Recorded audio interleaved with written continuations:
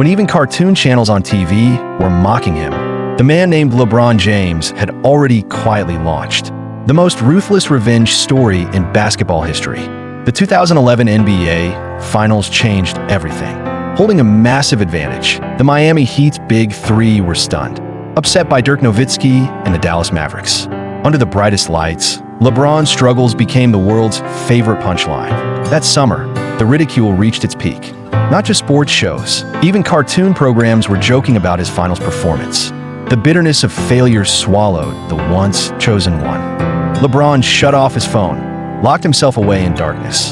The pressure was so heavy that both his wife, Savannah, and his mother, Gloria, grew deeply worried. But do true kings sink after one defeat? They don't. LeBron chose évolution. To tear off the label of not clutch, he made a shocking decision. He flew to Houston to train with legendary center Hakeem Olajuwon. All summer long, he worked on what many called old-school skills: post footwork, low-post moves, balance, patience.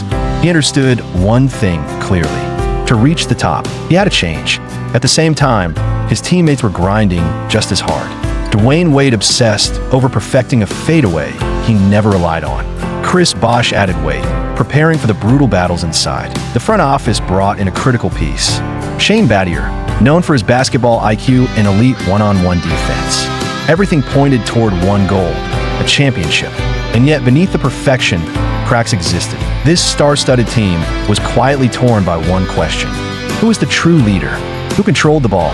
Who made the final decision when the game was on the line? The turning point came in a closed-door team meeting. Aware that his knees were failing and that he was no longer at his peak, Dwayne Wade made a great and painful decision.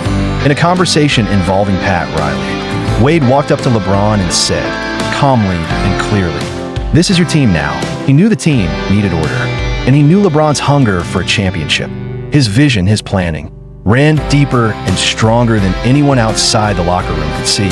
That sacrifice was driven by the purest desire to win. And quietly, it also planted the seeds of future tension with the front office.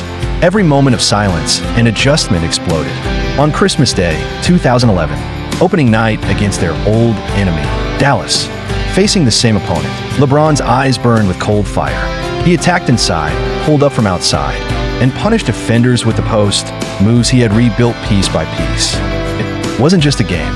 It was a calculated act of revenge. That night, the King announced his return. Throughout the lockout-shortened season, LeBron entered full domination mode.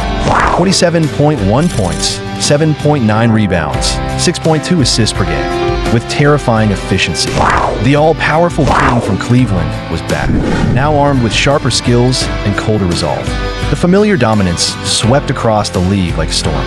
When the season ended, Kevin Durant lifted his third straight scoring title, surrounded by praise and applause. But LeBron was already looking beyond individual awards. There was no compromise in his dictionary. For him, only one thing could heal everything, improve everything: the Larry O'Brien Trophy. A new journey had already begun.